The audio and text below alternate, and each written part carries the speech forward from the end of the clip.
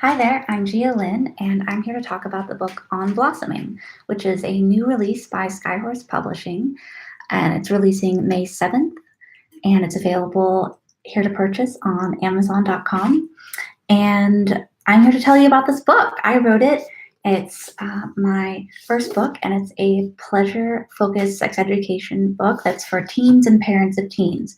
But honestly, since we talk about pleasure so infrequently in our culture, I think that anyone who picks up this book is going to get some good information out of it.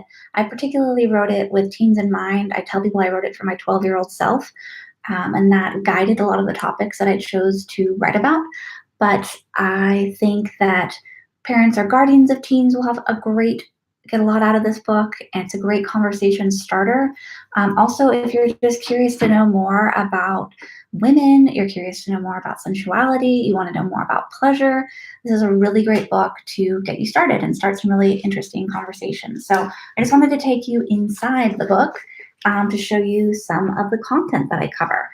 There's three main topics or sections in the book.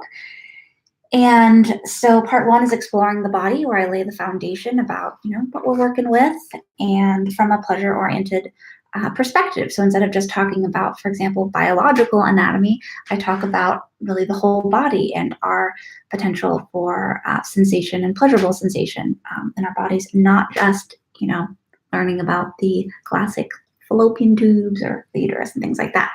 Then I talk about sex and sensuality. So there's a difference between sensuality and sexuality, and that difference is the premise that I use to really talk about sex and masturbation and all those other great topics.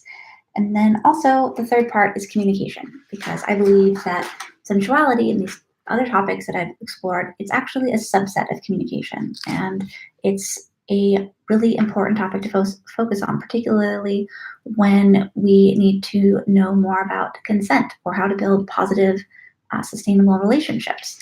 So I talk about all three of those topics, and those are the main things that I explore in the 11 chapters of this book. And so if you are a parent or a guardian watching this, the last chapter is how to talk about the birds and the bees, so that might be interesting for you. But also it's interesting for younger people who, or really anyone who wants to know how to talk about these topics. Oftentimes we have close people in our lives, but we don't know how to raise these topics. And so check out this book. I really hope you all enjoy it. And please, if you're curious, check it out.